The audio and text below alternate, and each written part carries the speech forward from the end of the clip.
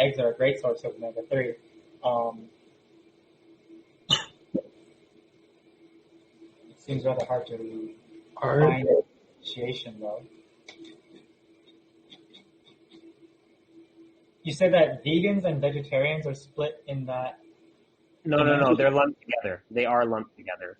It's very difficult, like Sav said, very difficult to find studies that separate them out, especially with enough power for the vegans alone, statistical power, because the numbers are usually lower. So that's why they're lumped together. I see.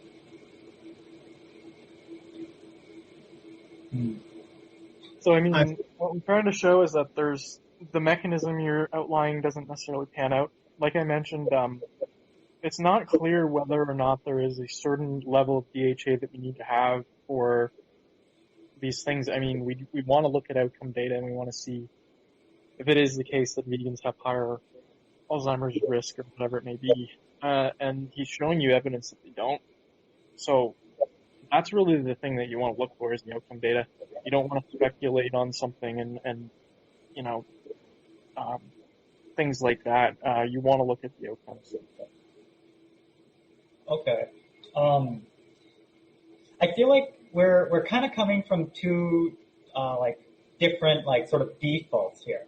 So like let's address that because I think it's important. So I feel like with veganism, it's all in all like I don't think any civilization has ever survived on veganism before, and I think it's something that's being newly introduced only in like the modern age because now we have the chance to fly all sorts of different plants all over the world to us because I don't think it's possible to eat just, and you guys talk about supplements all the time. So it's like, if we're talking about during human evolution, people eating just vegan, well, I would have to say no way, right? So why is that? That's a really bad argument, right? Because let me just finish. You don't look at I know evolution people say like you can't argue from like a place of nature, but the thing is, I feel like what the nature argument at least does prove is that we can, as a civilization, keep going. And so far, like, yes, there's like studies here and there showing like specific markers, like with vegan, they don't seem to go down, some seem to improve. That's not the case. We're talking about outcome data. We're not talking about risk factors or markers. We're talking about what is the risk of dying, mortality, or what is the risk of having an event, morbidity. So we showed you, I showed you the Adventist study in the beginning, the Epic Oxford study, and there's different ones where they look at cause-specific mortality and all-cause mortality, and it tends to be a lot lower. So if you're going to say that it just, all that matters is just that in nature we haven't done it, or in this population hasn't done it. It's like right now there are people who are vegan and we can study them and we can see that they have been vegan for, like obviously the Adventists have been vegan for I don't know how long. I mean, it's part of their religion. The baseline enrollment of length of duration of being a vegan in the Adventists was 21 years. The mean. Yeah. Plus the 6 years of the cohort follow-up.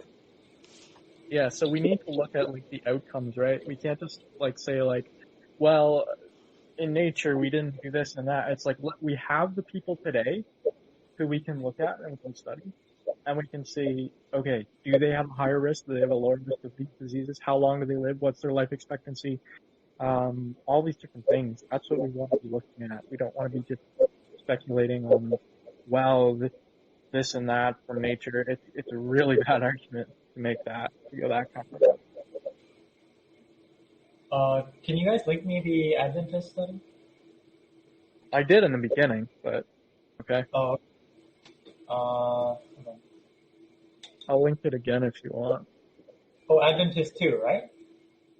Yeah, there's other ones here. They did a huge, they controlled for a huge amount of things in this one. I can go through what they were.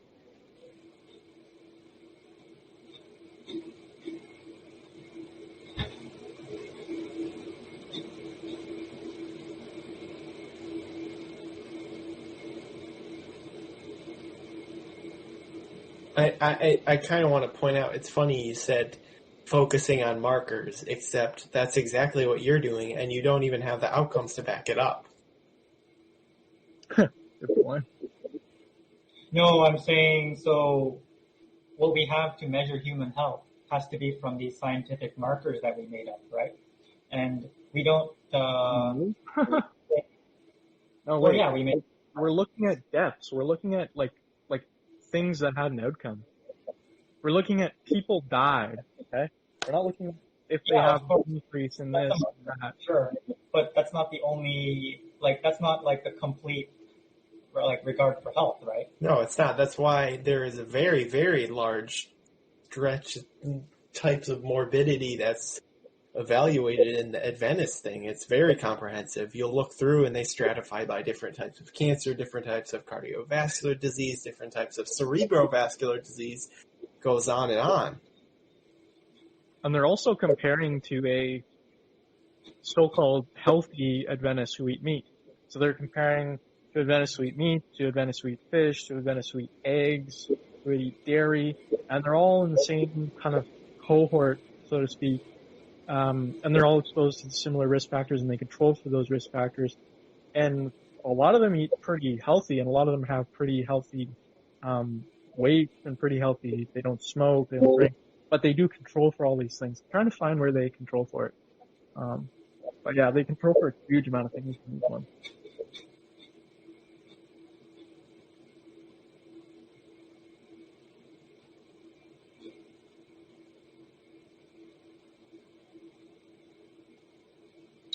I'll still be looking at this study, but I guess just the point what I was making earlier was just that when we're going to a diet that's entirely man-made, I think people need to be very, very careful. I'm not sure how it's entirely man-made. Because no society has ever done that before. Oh, you're looking at it. Yeah, this is just us. This is the first generation. Like, this is Okay, very, so wait, you're saying there's something intrinsic about taking a supplement, for instance, that makes it not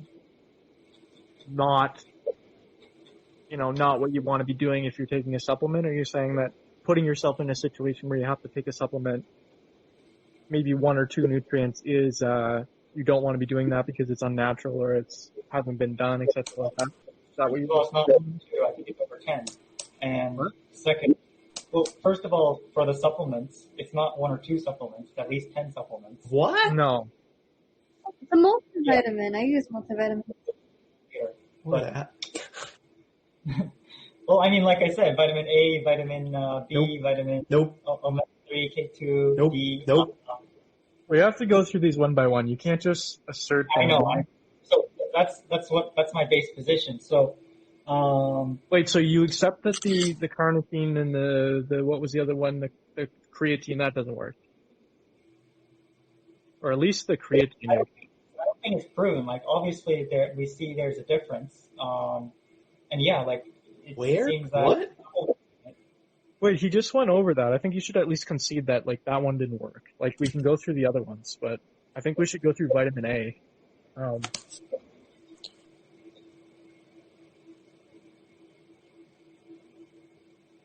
And also, you don't believe supplements can raise nutrient status?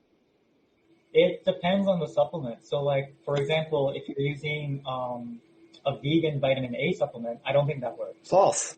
That's demonstrably false. Well, okay, let's see. We've restored deficiency with purely beta-carotene supplements for years and years.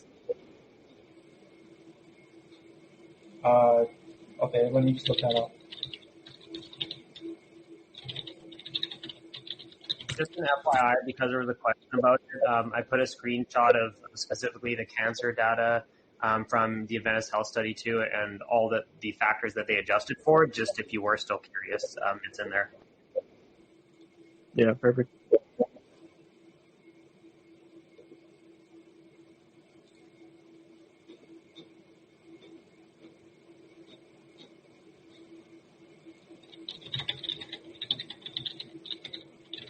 It's actually in one of the papers. Let me see if I can find it. Okay, well, I'm just linking this. So you can see from here that the conversion from beta carotene to retinol, which is vitamin A, is quite a lot. Some people absorb apparently 65%, which I guess if you eat a lot of it, that's good.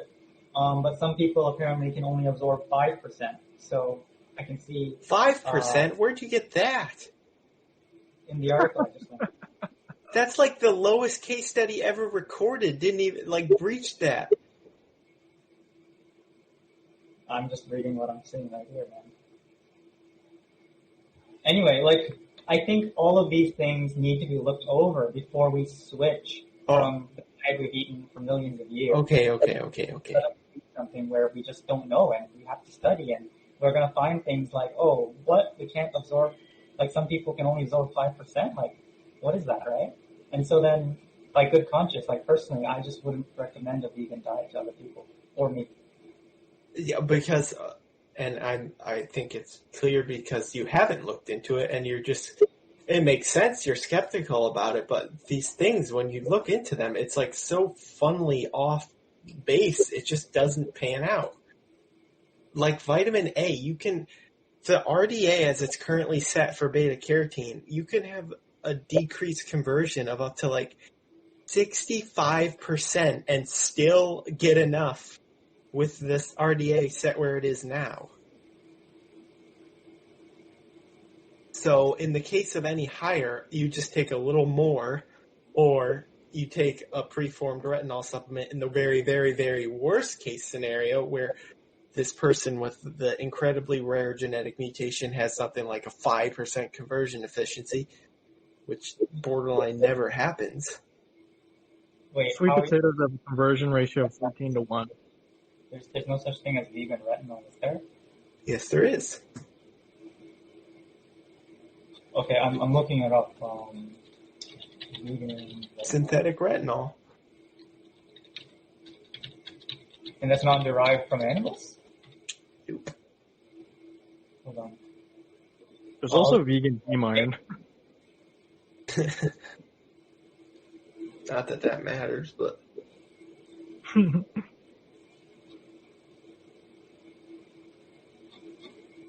Oh god, my phone's gonna die. Go plug it in, damn it. Yeah, plug it in. What the? I don't know.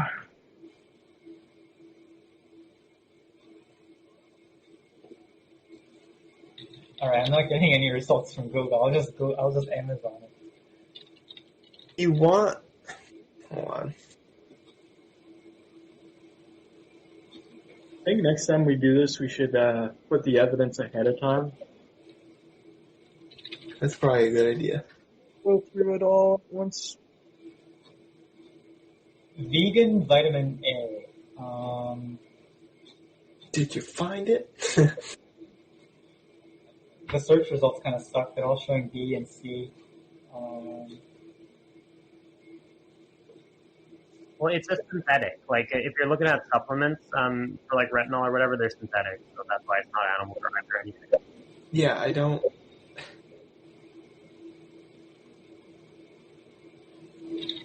Oh, it's palmitate, right? Is that the synthetic version? Retinol palmitate or what? I don't even know how to. Retinol palmitate, I think. Something like that. Synthetically in supplements, yeah. Retinol palmitate. It's probably most supplements. Because it's the cheaper and easier way to do it.